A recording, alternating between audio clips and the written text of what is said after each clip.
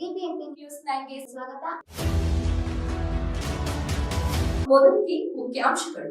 ರೇವಣ್ಣ ಅವ್ರ ವಿಷಯದಲ್ಲಿ ನಾನು ಹೇಳೋದಾದ್ರೆ, ಕೆಲಸ ಮಾಡ್ತಾನೆ, ದೇವಸ್ಥಾನ ಅದು ಎಷ್ಟು ಕಟ್ಟವನೋ, ಇಡೀ ಹೊಳೆಸಿಪುರ ಹಾಸನ ಜಿಲ್ಲೆ ಒಳಗೆ ಎಲ್ಲಿ ನೋಡಿದ್ರು ಬರೀ ದೇವಸ್ಥಾನವೇ ಕಟ್ಟಿದ್ದಾನೆ.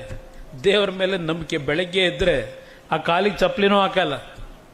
ದೇವಸ್ಥಾನಕ್ಕೆ ಹೋಗಿ ದೇವ್ರ ಪ್ರಸಾದ ತಗೊಳ್ಳೋವರಿಗೆ ಕಾಲಿಗೆ ಚಪ್ಪಲಿನೂ ಹಾಕಲಿ, ವಿಧಾನಸೌಧಕ್ಕೂ ಕಾಲಿಗೆ ಚಪ್ಪಲಿ ಹಾಕದೆ ಬರ್ತಾನೆ. ನೋಡಿದ್ದೀನಿ ಅವನ ಕಥೆನ. ಅಷ್ಟು ದೇವ್ರ ಮೇಲೆ ಭಕ್ತಿ ಇಟ್ಟಿದ್ದಾನೆ. ಒಂದೇ ಒಂದು ದೇವರ ಮನೆಗೆ ಕೊಟ್ಟಿದ್ದು ನಡವಳಿಕೆಯಲ್ಲಿ ಸ್ವಲ್ಪ ಕೋಪ ಕೊಟ್ಬಿಟ್ಟ. ನಂತರ ಸ್ವಲ್ಪ ಶಾಂತ ರೀತಿಯಿಂದ ನಿಮ್ಮ ಜೊತೆಲಿ ಇದ್ಬಿಟ್ಟಿದ್ರೆ ಅವನ್ನ ಮೇಲ್ ತಗೊಂಡೋಗಿ ಕೂರಿಸ್ಕೊಳ್ಳಿವ್ರಿ. ಇನ್ನೂ ಅದೊಂದು ಸ್ವಲ್ಪ ಬದಲಾವಣೆ ಮಾಡ್ಕೊಂತೀನಿ, ಮಾಡ್ಕೊಳ್ಳಲ್ಲ.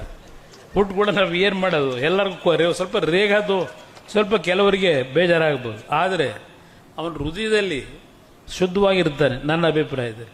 ಅದರಿಂದ ದಯವಿಟ್ಟು ಬೆಳೆಸಿದಿರಿ. ನಾನು ಒಂದು ಮಾತು ಹೇಳ್ತೀನಿ, ಇವತ್ತು ಈ ರಾಜ್ಯಕ್ಕೆ ಹಲವಾರು ರೀತಿಯಲ್ಲಿ ದೇವೇಗೌಡರ ಕನಸೇನಿತ್ತು ತರ್ತಕ್ಕಂಥದ್ದು ಭಾಳ ದೂರ ಇಲ್ಲ. ನಿಮ್ಗೆ ಈ ಜಿಲ್ಲೆಯ ಗೌರವವನ್ನು ಉಳಿಸ್ಕೊಡ್ತೀವಿ. ನಮ್ಮ ಮೇಲೆ ವಿಶ್ವಾಸ ಇಡಿ.